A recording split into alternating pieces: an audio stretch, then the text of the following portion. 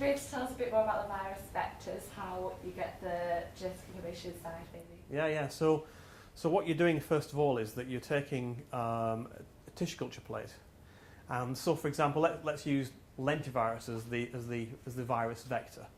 So lentivirus is the HIV. It contains a whole genome wrapped up inside the ball-shaped virus. So it's containing all the genetic material that it needs to infect a cell and then propagate it.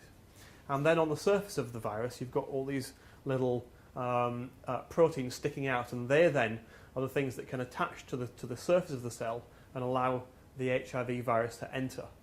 And so once the virus has stuck to the cell, it can then enter the cell, and then the genetic material is then transported ultimately to the nucleus, and then more and more copies are made of the virus genome, and then each of these copies of RNA is packaged up inside a virus particle, and then it leaves the cell, and then it can go on to infect other cells. So what we do is that we use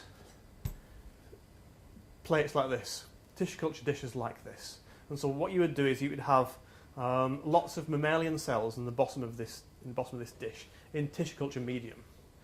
And then what we would have is that we would have what's called plasmids. These are circular DNA, and each of these plasmids would encode a different part of the virus. And so with one plasmid, you'd have the genetic material that makes all the little proteins that are on the surface of the virus. And on another plasmid, you'd have the genetic material that allows the virus to package up. And then on the third plasmid, you've got the genetic material that you want to deliver. So therefore, in your cells, in the mammalian tissue culture, we would be trying to introduce three plasmids, and plasmids are circularized pieces of DNA. So in the first plasmid, this would encode the proteins that are dotted all over the surface of the virus. And the second plasmid would encode the proteins that allow the virus to be packaged and made. And then the third plasmid would be the genetic material that you might want to deliver, whether this be the human factor IX gene or the human CFTR gene or whatever. And what's special about that third plasmid is that it has a thing called a packaging sequence, which means that it has a signal on it that tells the cells to put this inside the viral coat, whereas the other two don't have the packaging sequence on it, so they're not going to get incorporated. So what you do is that you use a non-viral gene therapy or non-viral gene transfer compounds mixed with the plasmids, and you add them to the cells, and then these plasmids enter the cells, and at that point, then all the plasmids together, they then start to produce virus particles.